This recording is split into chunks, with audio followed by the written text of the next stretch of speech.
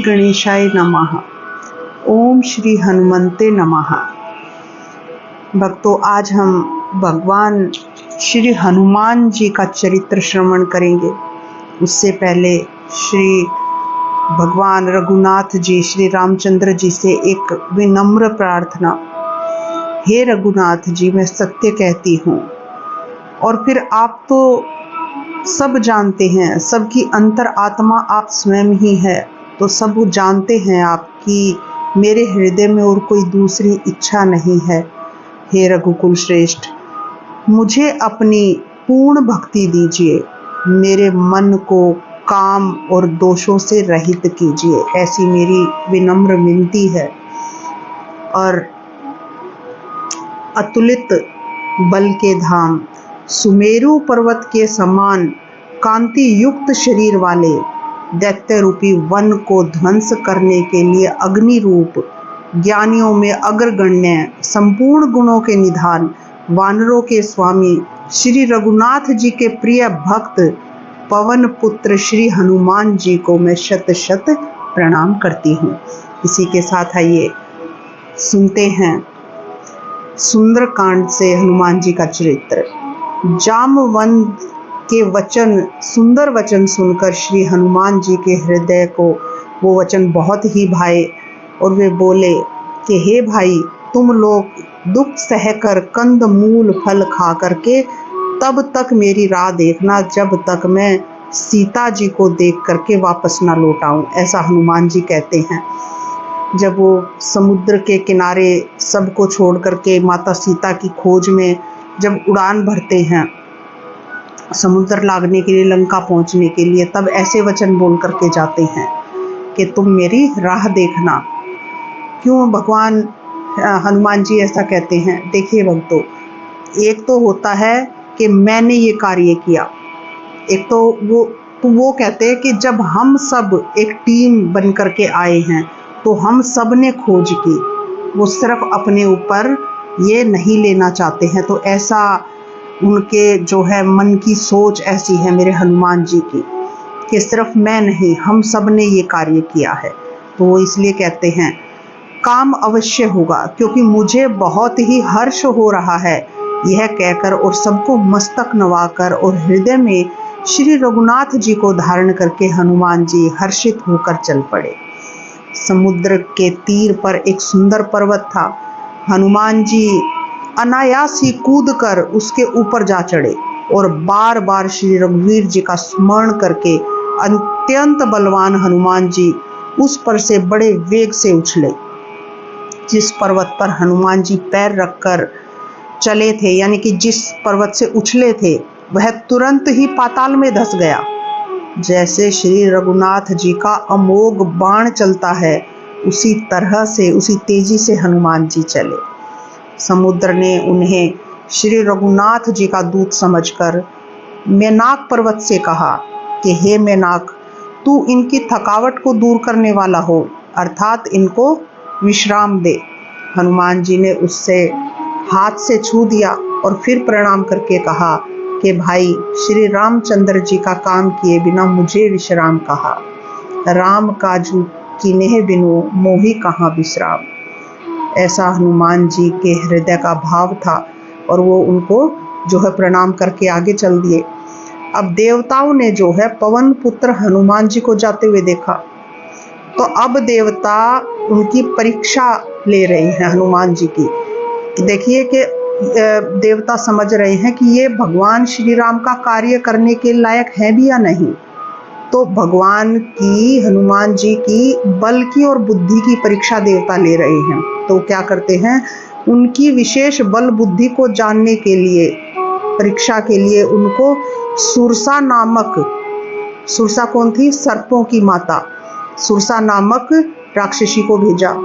उसने आकर हनुमान जी से बात कही, आज देवताओं ने मुझे भोजन दिया है। यह वचन सुनकर पवन कुमार हनुमान जी ने कहा, श्री राम जी का कार्य करके मैं लौट आऊं और सीता जी की खबर अपने प्रभु को सुना दूं, तब मैं आकर तुम्हारे मुंह में समा जाऊंगा, तब तुम मुझे खा लेना। हे माता, मैं सत्य कह रहा हूं, मेरी बात पर यकीन करो। ऐसा जो है वो हनुमान जी कहते हैं। अभी मुझे जाने दे माता। अब जो है उस सुरसा राक्षसी जो है वो नहीं मान रही, क्योंकि वो तो परीक्षा ले रही थी।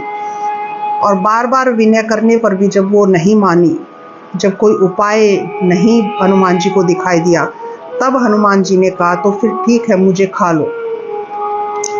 उस राक्षसी ने, सुरसा जो राक्षसी थी, उसने योजन भर मुंह फैलाया। योजन कितना होता है? 1 योजन यानी कि 4 कोस। इतना बड़ा मुंह फैला, इतनी विशाल वो राक्षसी थी। उसने 4 कोस यानी कि 1 योजन भर मुंह फैलाया। तब हनुमान जी ने अपने शरीर को उससे दुगना कर लिया, यानी कि 8 कोस का। अब उस राक्षसी ने 16 योजन मुख किया। हनुमान जी ने 8 योजन किया तो उसने 16 योजन किया। तुरंत हनुमान जी ने 32 योजन जो है अपना आकार बढ़ा लिया। सोच के देखिए भक्तों, जैसे जैसे सुरसा मुख का विस्तार बढ़ाती थी, हनुमान जी उससे दूना रूप दिखलाते थे।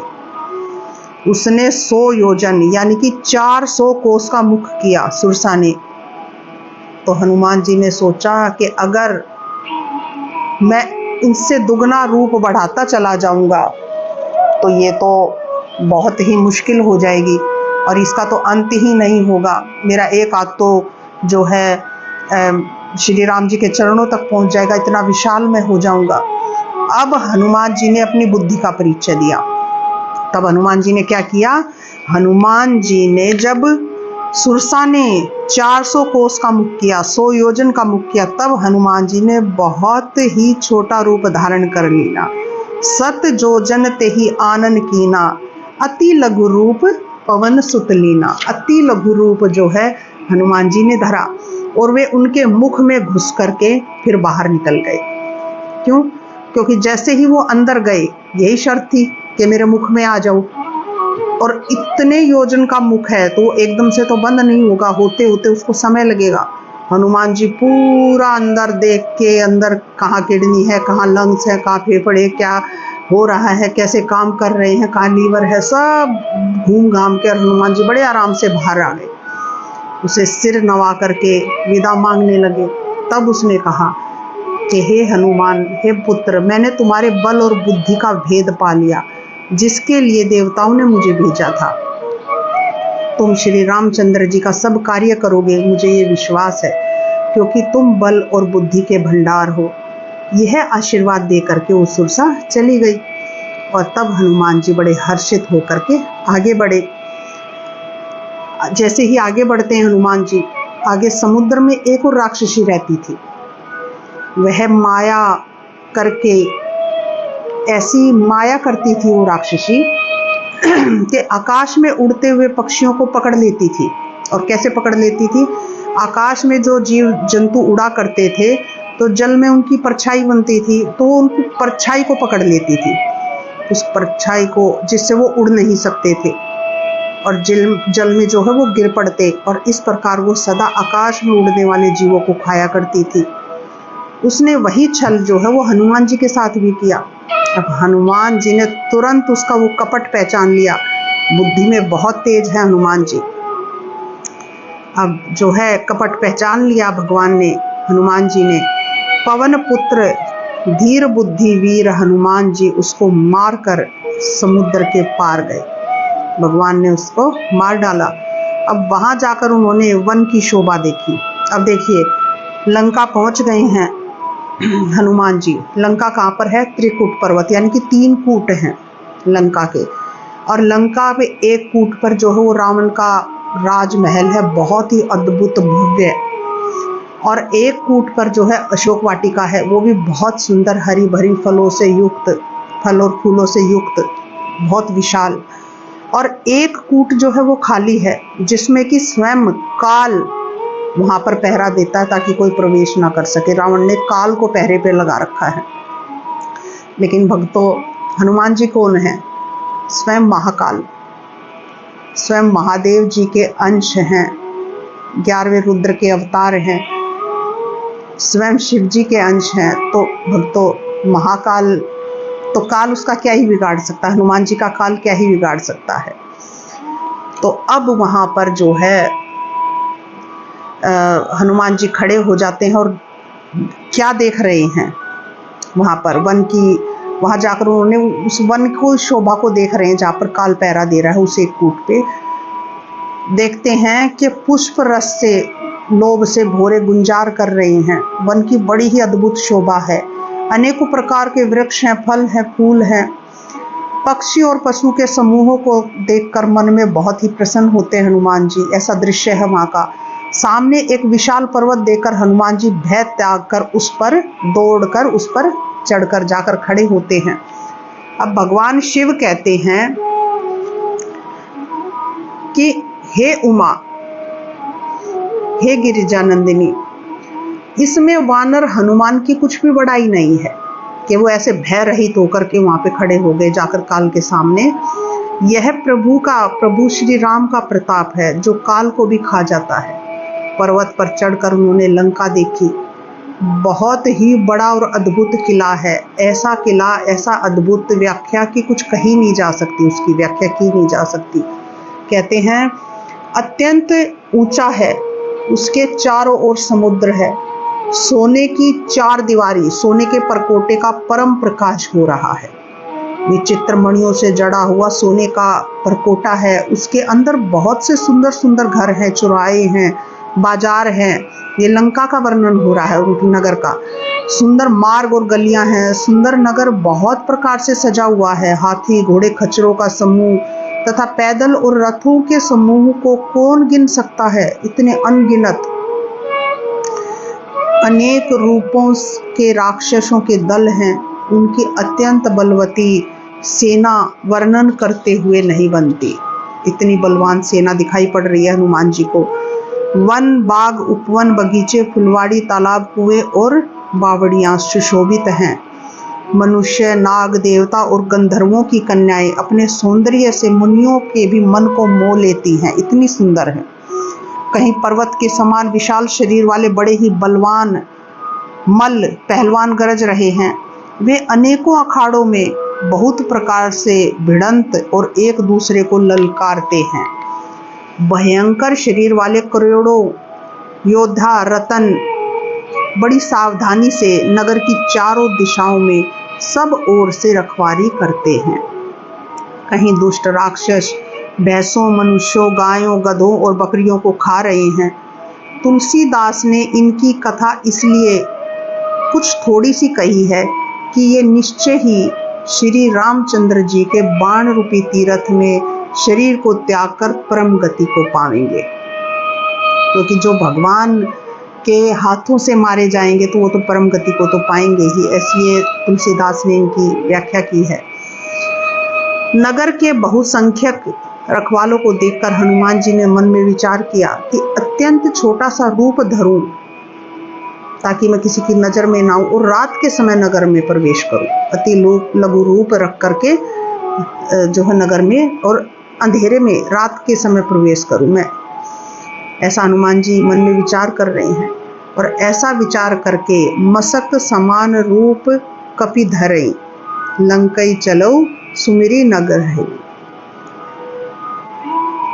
हनुमान जी छोटा सा मसक के समान, मच्छर के समान एक छोटा सा रूप धारण करके नर रूप से लीला करने वाले भगवान श्री रामचंद्र जी का स्मरण करके लंका को चले। अब लंका के द्वार पर जैसे ही पहुंचे हैं हनुमान जी, तो वहां पर एक लंकिनी नाम की एक राक्षसी थी। वो पहरा दे रही थी लंका के द्वार पर। वो बोली कि मुझसे बिना पूछे कहाँ चला जा रहा है। देखिए, वो लंकनी ऐसी थी कि उसकी नजर से हनुमान जी ने अति लघु रूप, मसक के समान रूप हनुमान जी ने धरा, लेकिन वो भी उनसे बच करके नहीं जा पाया। इतना लघु रूप भी हनुमान जी का उनकी नजरों से नहीं बच पाया। तो लंकनी पूछ रही है, कहाँ चला जा रहा है बिना मुझसे पूछे। हे मूर्ख, तू मेरा भेद नहीं जानता। जितने यहाँ चोर हैं वे सब मेरे आहार हैं। महाकपि हनुमान जी ने जो है उसकी तरफ देखा। हनुमान जी ने हाथ पीछे कर रखे हैं। कहते हैं, अगर सारे चोर अगर तेरा आहार हैं तो सबसे बड़ा चोर तो तुम्हारा राजा है, जो सीता माँ को हर के लाया है, चोरी से उठा कर लाया है।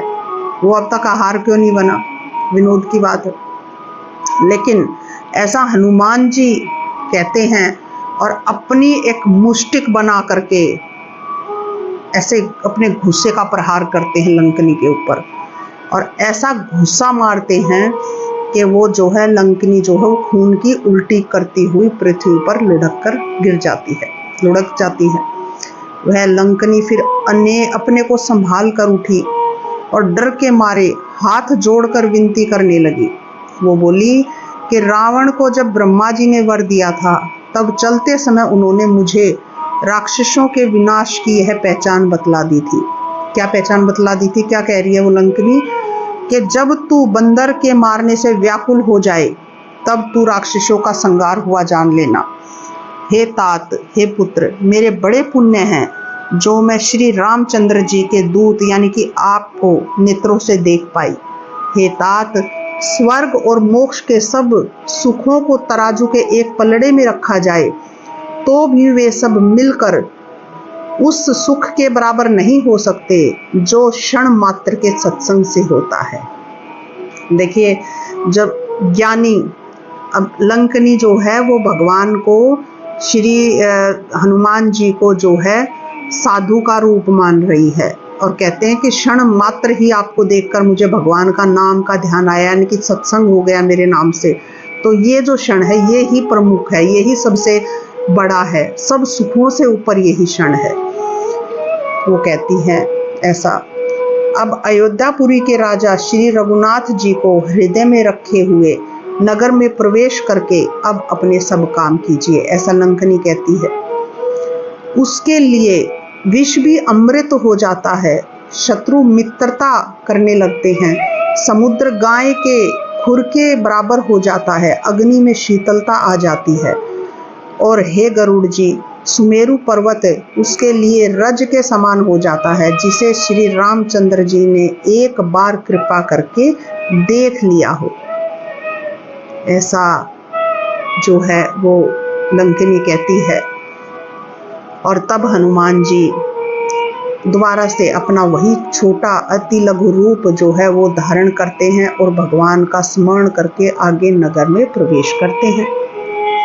उन्होंने एक एक यानी कि प्रत्येक महल की खोज की हनुमान जी ने, जहाँ तहाँ असंख्य योद्धा देखे। फिर वे रावण के महल में गए हनुमान जी। वह अत्यंत विचित्र महल था, अद्भुत था, जिसका वर्णन नहीं किया जा सकता। हनुमान जी ने उस रावण को शयन किए हुए देखा, परंतु महल में जानकी जी कहीं दिखाई नहीं दी हनुमान जी को। फिर एक सुंदर महल दिखाई दिया। ढूंढते ढूंढते इतना विशाल महल था कि रात से भोर हो गई। अब भोर हुई तो अब उनको जो है एक अलग जो है महल दिखाई पड़ा, उसमें भगवान का एक अलग मंदिर बना हुआ था। वह महल श्री राम जी के धनुष बाण के चिन्हों से अंकित था, यानी कि उस महल के जो है द्वार पर धनुष और बाण बने हुए थे श्री राम जी के। उसकी शोभा वर्णन नहीं की जा सकती, इतना सुंदर वो लग रहा था। वहां नवीन नवीन तुलसी के वृक्ष समूहों को देखकर कपिराज हनुमान जी बड़े ही हर्षित हुए।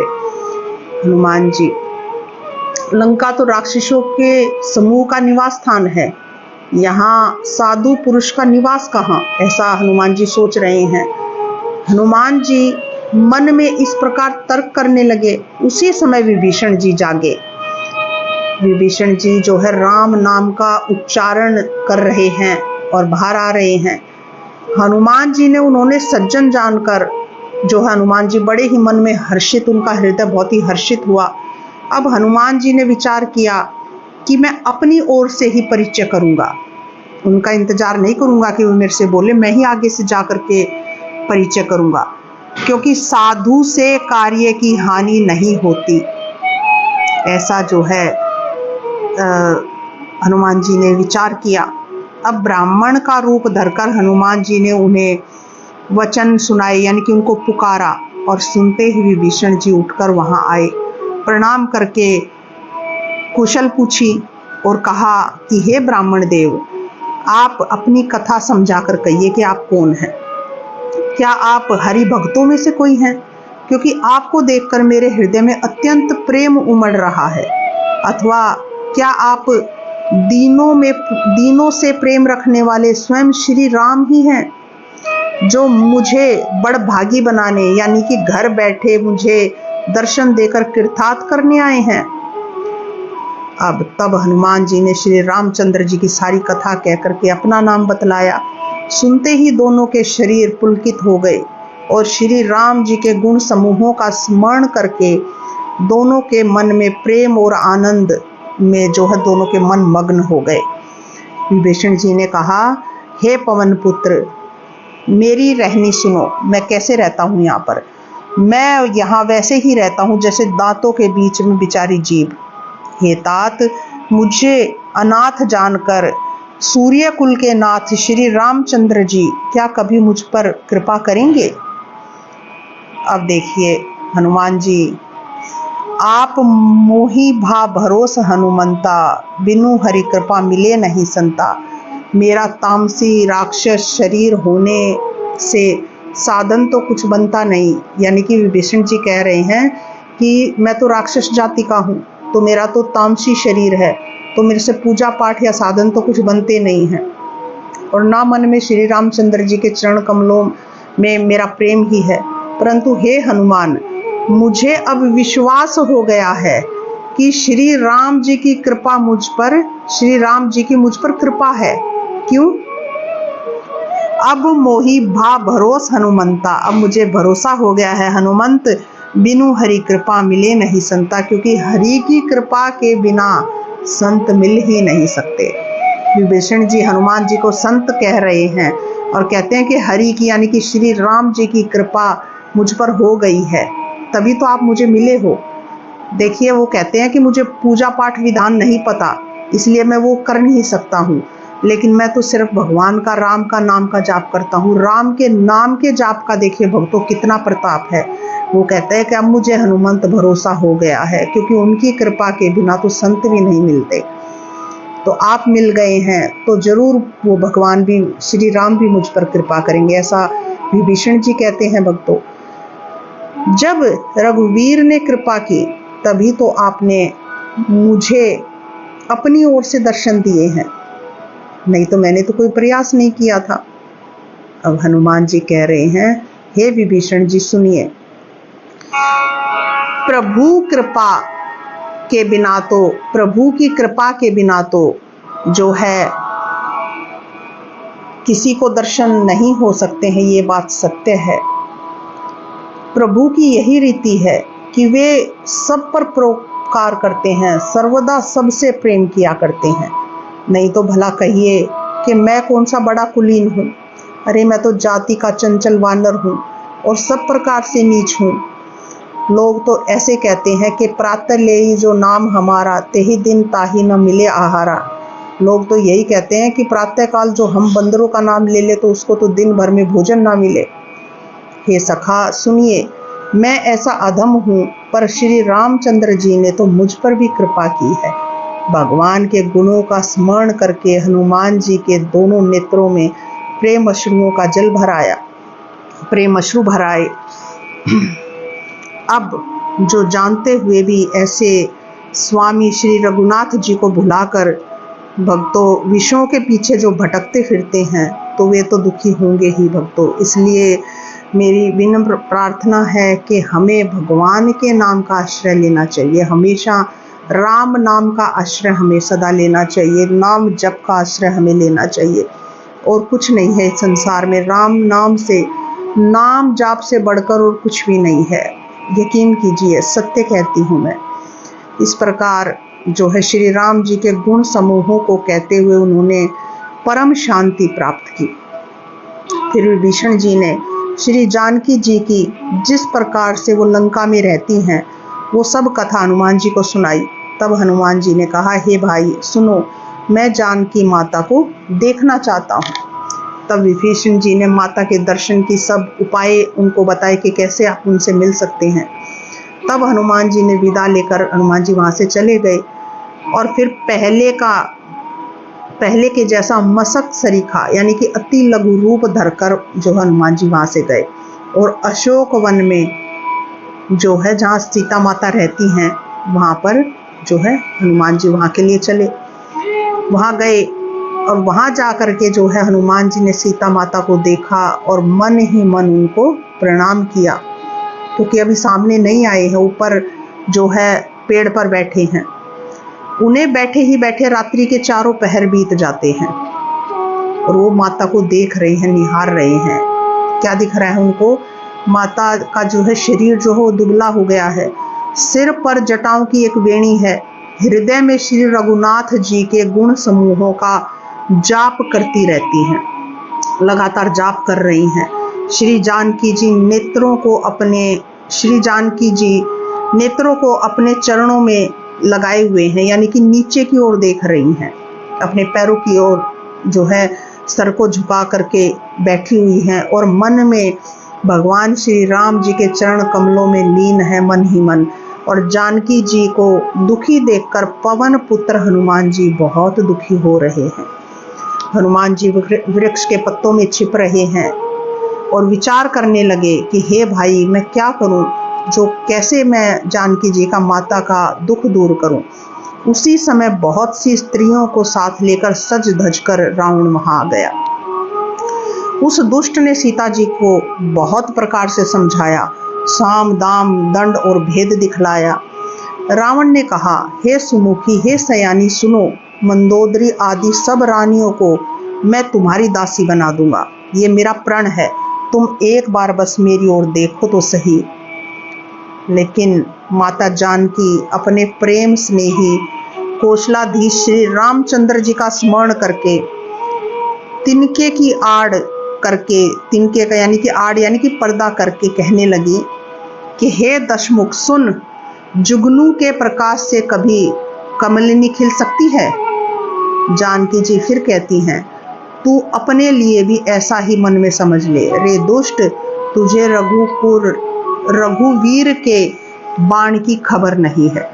रे पापी, तू मुझे सूने में हर लाया, यानी कि चोरी के समान अकेले में हर के लाया है। रे अधम निर्लज, तुझे लज्जा नहीं आती। अपने को जुगनू के समान और रामचंद्र जी को सूर्य के समान सुनकर और सीता जी के कठोर वचनों को सुनकर रावण तलवार निकालकर बड़े गुस्से में आकर के बोला, सीता, तूने मेरा अपमान किया है, मैं तेरा सिर इस कठोर कृपाण से काट डालूंगा, नहीं तो जल्दी मेरी बात मान ले। हे सुमुखी, नहीं तो तुम्हें जीवन से हाथ धोना पड़ेगा। तब सीता जी कहती हैं, हे दशग्रीव, प्रभु की भुजा तो श्याम कमल की माला के समान सुंदर और हाथी के सूंड के समान पुष्ट और विशाल है। या तो वह भुजा ही मेरे कंठ में पड़ेगी या तेरी भयानक तलवार ही। रेशठ सुन, मेरा यही सच्चा प्रण है। सीता जी कहती हैं, ये चंद्रहास तलवार, रावण की तलवार का नाम है चंद्रहास, ये तलवार श्री रघुनाथ जी के विरह की अग्नि से उत्पन्न मेरी बड़ी भारी है। सीता जी तलवार को संबोधित कर रही हैं। अब सीता जी कह रही हैं कि हे चंद्रहास तलवार, श्री रघुनाथ जी के विरह की अग्नि से उत्पन्न मेरी बड़ी भारी जलन को तू हर ले। हे तलवार, तू शीतल, तीव्र और श्रेष्ठ धारा बहाती है, अर्थात तेरी धारा ठंडी और तीव्र है। तू मेरे दुख के बोझ को हर ले, यानी कि मुझे मार डाल। सीता जी के वचन सुनते ही रावण उनको मारने दौड़ता है। तब मैं दानव की पुत्री मंदोदरी ने नीति कह करके उनको समझाया। तब रावण ने सब राक्षसियों को बुलाकर कहा कि जाकर सीता को बहुत प्रकार से डराओ, उसको भय दिखलाओ। यदि महीने भर में यह कहा ना माने तो मैं इसको तलवार से मार डालूंगा, ऐसा कहता है रावण। और यूँ कहकर रावण अपने महल में लौट जाता है। यहाँ जो है बहुत सारी राक्षसियों का समूह बहुत ही बुरे और विकराल रूप धारण करके आते हैं और सीता जी को भय दिखलाते हैं, डराते हैं उनको। उन्हीं में से एक त्रिजटा नाम की राक्षसी थी। उसकी श्री रामचंद्र जी के चरणों में बड़ी प्रीति थी और वह अपने ज्ञान में, वह जो है ज्ञान में निपुण थी। उसने सबको बुलाकर, सारी राक्षसियों को बुलाया और बिठाया और कहा कि सुनो, कल ही रात को मुझे एक स्वप्न आया है, एक सपना आया है, मैं तुम्हें सुनाती हूँ, सुनो ध्यानपूर्वक। सीता जी की सेवा करके अपना कल्याण कर लो। क्या कहती है त्रिजटा कि मैंने सपने में देखा है कि एक बंदर ने लंका जला दी है। देखिए अभी किसी को भान नहीं है कि वहां पे हनुमान जी पहुंच चुके हैं।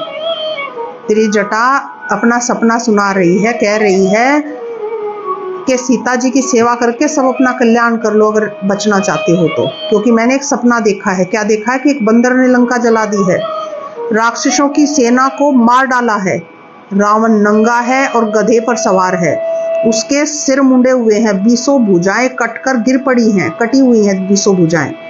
इस प्रकार से वह दक्षिण यानी कि यमपुरी की दिशा को जा रहा है रावण, और मानो लंका विभीषण ने पाली है और नगर में श्री रामचंद्र जी की दुहाई फिर गई। तब प्रभु ने सीता जी को बुला भेजा। मैं निश्चय के साथ कहती हूँ कि ये मेरा सपना 4 दिनों के बाद सत्य होकर रहेगा। उसके ऐसे वचन सुन करके जो सब राक्षसियां जो थी वो डर जाती हैं, क्योंकि त्रिजटा सबकी प्रमुख राक्षसी थी, सब उनका कहना मानती थी। और जानकी जी के सब चरण पकड़ लेती हैं, सभी राक्षसियां चरणों में गिर जाती हैं माता सीता के। इसके बाद वे सब जहां तहां चली गई राक्षसियां, और सीता जी मन में सोच करने लगी कि 1 महीना बीत जाने पर नीच रावण मुझे फिर आएगा, डराएगा और मुझे मार डालेगा। सीता जी हाथ जोड़कर त्रिजटा राक्षसी से कहती हैं कि हे माता, तू मेरी विपत्ति की संगिनी है, जल्दी कोई ऐसा उपाय कर जिससे मैं शरीर छोड़ सकूं। विरह जो है मेरा वो असहाय हो चला है, अब यह सहा नहीं जाता। काठ ला करके चिता बना करके सजा दे, यानी कि लकड़ियां लाओ और उसकी चिता बना करके सजा दो हे माता, फिर उसमें आग लगा दे।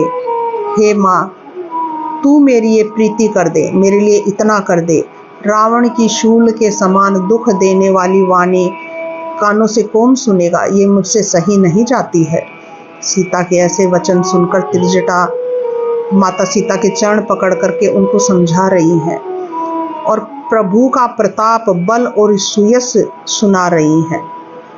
कहती हैं कि हे सुकुमारी सुनो, रात्रि का समय जो वो आग नहीं मिलेगी, ऐसा कह करके वो अपने घर को चली गई। भगवान के जो है प्रताप का, उनके बल का जो है गुणगान त्रिजटा माता जो है सीता जी के सामने करती हैं और उनको बहला रही हैं कि रात्रि हो गई है, अब आग नहीं मिलेगी, और ऐसा कह करके अपने घर चली जाती हैं। अब माता सीता जो है वो मन ही मन कहने लगी कि क्या करूं, विधाता भी विपरीत हो गया है, ना आग मिलेगी ना पीड़ा मिटेगी। आकाश में अंगारे प्रकट दिखाई दे रहे हैं पर पृथ्वी पर एक भी तारा नहीं आता। चंद्रमा अग्नि में है किंतु वह भी मानो मुझे हतभागिनी जानकर आग नहीं बरसाता। हे अशोक वृक्ष, मेरी विनती सुन, मेरा शोक हर ले और अपना अशोक नाम सत्य कर। तेरे नए नए कोमल पत्ते अग्नि के समान हैं। अग्नि दे, विरह रोग का अंत मत कर, अर्थात विरह रोग को बढ़ाकर सीमा तक ना पहुंचा। सीता जी को विरह से परम व्याकुल देखकर वह क्षण हनुमान जी को कल्प के समान बीता। इतनी देर में वह हनुमान जी माता के दुख से बहुत दुखी हैं। तब हनुमान जी ने हृदय में विचार करके सीता माता जी के सामने वो अंगूठी डाल दी जो श्री राम जी से लेके आए थे मुद्रिका। मानो अशोक ने अंगार दे दिया। यह समझकर सीता जी ने हर्षित होकर उठकर उस अंगूठी को, उस मुद्रिका को हाथ में ले लिया। तब उन्होंने राम नाम से अंकित अत्यंत सुंदर और मनोहर वो अंगूठी देखी। अंगूठी को पहचान कर सीता जी आश्चर्यचकित होकर उसे देखने लगी और हर्ष तथा विषाद से हृदय में अकुला उठी। वह सोचने लगी, श्री रघुनाथ जी तो सर्वथा अजय हैं, उन्हें कौन जीत सकता है, और माया से ऐसी अंगूठी बनाई नहीं जा सकती। सीता जी मन में अनेक प्रकार के विचार कर ही रही थी। इसी प्रकार तभी जो है विचार माता कर ही रही थी, तभी हनुमान जी के मधुर वचन उनके कानों में पड़े। हनुमान जी कह रहे हैं, हनुमान जी श्री राम जी के गुणों का वर्णन करने लगे, जिनके सुनते ही सीता माता का दुख भाग गया। देखिए भक्तों, भगवान के नाम का गुण का वर्णन, उनका सत्संग कीर्तन सुनने से दुख चुटकी में भाग जाता है। इसलिए उनके सत्संग गुण वर्णन, उनका नाम जाप हमेशा हमेशा करते रहना चाहिए अगर हमें दुखों से बचना है तो। अब जो है माता का दुख भाग गया और वे कान और मन लगाकर वो गुण सुनने लगी हनुमान जी का। जो हनुमान जी कर रहे थे, भगवान राम का गुण का वर्णन कर रहे थे, उसको सुनने लगी माता। हनुमान जी ने आदि से लेकर सारी कथा सुनाई, यानी कि आरंभ से लेकर अब तक की पूरी कथा माता को सुनाई। सीता जी बोली, जिसने कानों के लिए अमृत रूप यह सुंदर कथा कही, वह हे भाई प्रकट क्यों नहीं होता, कौन है? तब हनुमान जी पास चले गए। उन्हें देखकर सीता जी फिर कर बैठ गई, यानी कि मुंह फेर कर बैठ गई। उनके मन में आश्चर्य हुआ। क्यों आश्चर्य हुआ? हनुमान जी तब कहने लगे कि राम दूत में मातु जान की, सत्य शपथ करुणा निदान की। कि हनुमान, हे माता जानकी, मैं श्री राम जी का दूत हूँ, आप मुख मत फेरिए, करुणा निदान की सच्ची शपथ मैं करता हूँ। हे माता, यह अंगूठी मैं ही लाया हूँ। श्री राम जी ने मुझे आपके लिए ही यह सही दानी, यानी कि निशानी पहचान रूप में दी है। सीता जी ने पूछा, नर का वानर का संग कैसे हुआ, ये कहो। तब हनुमान जी ने जैसे संग हुआ वो सब कथा कही। हनुमान जी के प्रेम युक्त वचन सुनकर सीता जी के मन में विश्वास उत्पन्न हो गया। उन्होंने जो है जान लिया कि यह मन वचन और कर्म से कृपा सागर श्री रघुनाथ जी के ही दास हैं। भगवान का सेवक जानकर अत्यंत गाढ़ी प्रीति हो गई। नेत्रों में प्रेम अश्रुओं का जल भर आया और शरीर अत्यंत पुलकित हो गया। तब सीता जी ने कहा, हे पुत्र हनुमान, विरह सागर में डूबती हुई मुझको तुम जहाज जैसे हो। मैं बलिहारी जाती हूँ।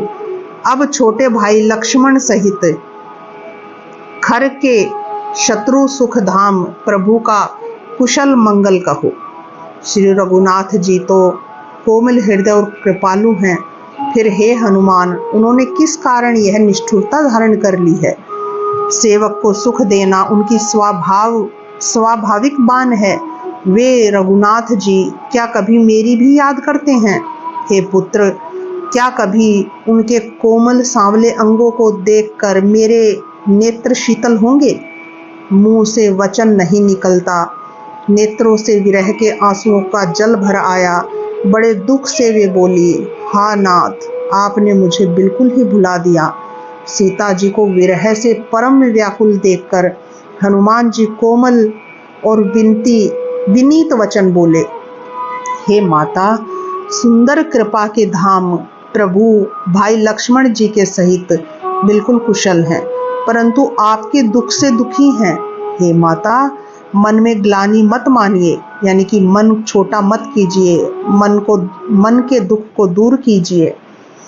श्री रामचंद्र जी के हृदय में आपसे दुगना प्रेम है। हे माता, अब धीरज धरकर श्री रघुनाथ जी का संदेश सुनिए। ऐसा कहकर हनुमान जी प्रेम से गदगद हो गए। उनके नेत्रों में जल भर आया। हनुमान जी बोले, श्री रामचंद्र जी ने कहा है कि हे सीते, तुम्हारे वियोग में मेरे लिए सभी पदार्थ प्रतिकूल हो गए हैं।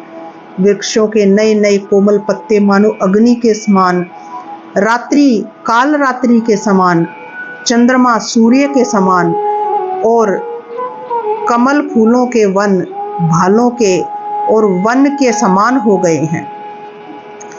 मेघ मानो खोलता हुआ तेल बरसाते हैं। जो हित करने वाले थे वे अब पीड़ा देने लगे हैं। शीतल मंद सुगंध वायु सांपों के श्वास के समान जहरीली और गर्म प्रतीत होती है। मन का दुख कह डालने से भी कुछ घट जाता है, पर कहूँ किससे? यह दुख कोई जानता नहीं। हे प्रिय, मेरे और तेरे प्रेम का रहस्य एक मेरा मन ही जानता है, और वह मन सदा तेरे ही पास रहता है। बस मेरे प्रेम का सार इतने में ही समझ ले। ऐसा प्रभु का संदेश सुनते ही माता सीता प्रेम में मग्न हो गई और उनको अपने शरीर की सुध ही नहीं रही। हनुमान जी ने कहा, हे माता, हृदय में धैर्य धारण करो और सेवकों को सुख देने वाले मेरे प्रभु श्री राम जी का स्मरण करो। श्री रघुनाथ जी की प्रभुता को हृदय में लाओ और मेरे वचन सुनकर कायरता छोड़ दो। राक्षसों के समूह पतंगों के समान और श्री रघुनाथ जी के बाण अग्नि के समान हैं। हे माता, हृदय में धैर्य धारण करो और राक्षसों को जला ही समझो, मरा ही समझो।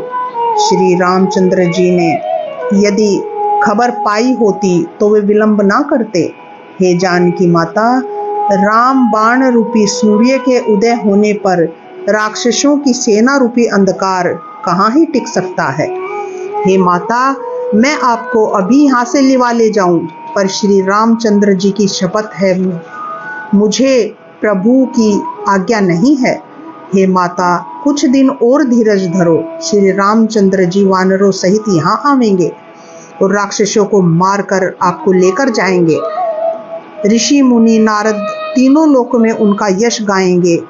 तब सीता जी ने कहा, हे पुत्र, सब वानर तुम्हारे ही समान नन्हे नन्हे से ही होंगे, राक्षस तो बड़े बलवान योद्धा है।